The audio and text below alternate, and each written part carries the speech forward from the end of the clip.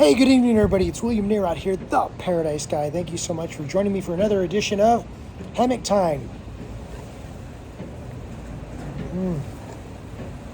Up here tonight enjoying a cocktail instead of a beer. You know, you got to mix it up once in a while. Get it? Mix it up. Anyways, thank you so much for joining me for another edition of Hammock Time. It is an important episode today because I'm going to talk to you about 6 things that you probably don't realize are going to cost you more than you expected when you come to Mexico. So let's kick it right off and let's get started. First one is, of course, electricity. Yes, when you're here in Mexico and you get that first electric bill, you're always a little bit shocked going, wow, I hardly used any electricity, yet my bill is quite high. Well, that is a challenge here in Mexico. Pretty much everywhere I've been in Mexico, the electricity costs are very high. So you learn to use the air conditioner, especially, very sparingly. You can keep the windows open, let those cross breezes come through, and of course, during the evening, you can close off whatever bedroom you're sleeping in and turn on the AC for a few hours at night. Many of the air conditioners actually have timers on them, and so it's nice to be able to utilize those to keep your costs down as well. So let's talk about what else is expensive here in Mexico. Well, at least here in the Huatulco area, real estate. Man, I've seen real estate skyrocket in the last year. It's literally gone up, 20-30% in the last year, and seems like it's going to keep going. So what do you do about this? Do you rush in and buy something right now when the market is going up? No, you never chase a market. I've been in real estate for almost 40 years of my life, and what I realize is that you buy the dips. You buy when the market cools off. You buy when it's a buyer's market. You don't buy when it's a seller's market. And right now, it's definitely a seller's market, especially a developer's market. So be calm. There's a recession that's starting to happen in the United States and Canada. This is obviously going to put some pressure on this market in a downward direction. So I think maybe you got to keep an eye on things right now, see what develops.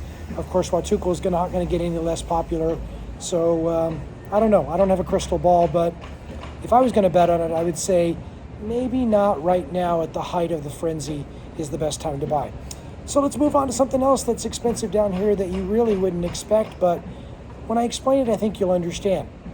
Apple products. You see, there's no Apple stores in Mexico that I know of. Maybe in Mexico City, but not in the places that I've been recently. There's these iStores, and iStores are authorized resellers of Apple products. So they buy the products, they import the products, they pay duty and fees and whatever that is and stocking expenses. They pay for the retail space that they have to have. They have to have the store lit in a certain way. They have to have the display in a certain way and the signage a certain way.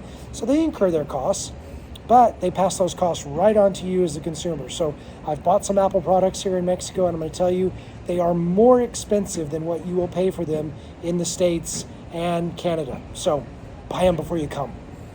All right, next thing that may surprise you as well is rental cars. You know, you go out to rent a car, and in Mexico, if you look online, you'll see these astronomically low rates. You'll be like, wow, I can rent a car for $6 a day. No, you can't, because insurance is mandatory.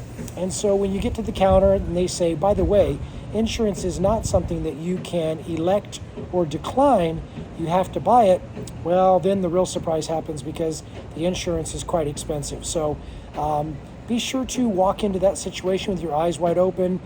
Be sure to deal with reputable companies, and be sure to get quotes in writing before you show up. That is really something that you can use to your advantage, and I think that tip alone is worth the price of watching this video. Last, let's talk about something that this isn't last. Last, let's talk about... No. Next, let's talk about printer ink. Yes, you buy those printers, and printers everywhere in the world, I think, are really, really cheap. You know, they give you the printer practically for free, but they want to charge you a lot for the ink that goes inside that printer. Well, here in Mexico, it's no different. And as a matter of fact, they import a lot of their ink products here, so they pass that expense on to you. So if you buy printer ink here, it is much more expensive than you would expect, and it's hard to find. So what we do is we order our printer ink off of Amazon. It's delivered. It's still not cheap because printer ink is never cheap, but it's a little bit cheaper than you can buy it here in Mexico. So definitely take that advice and pass it on. Last and certainly not least is something that, well, if you don't have pets, it really doesn't concern you, but I have a cat and I have dogs, but this pertains to the cat. Clumping kitty litter. Oh my gosh, if you can even find it, it's super expensive. It's like more expensive than filet mignon. It's crazy expensive. And if you have a cat, you understand just how important clumping kitty litter really is. So take that into account if you're going to have a cat down here in Mexico, that you will pay extra for the clumping kitty litter, and the food's not so cheap either. So with that, thanks for joining me on this episode of Hammock Time. Always my privilege, always my pleasure to share this information with you. I look forward to seeing you on future videos and meeting you in person sometime soon here in Huatulco. With that, my name is William Narod. I am the Paradise Guy. See you down here soon. Cheers.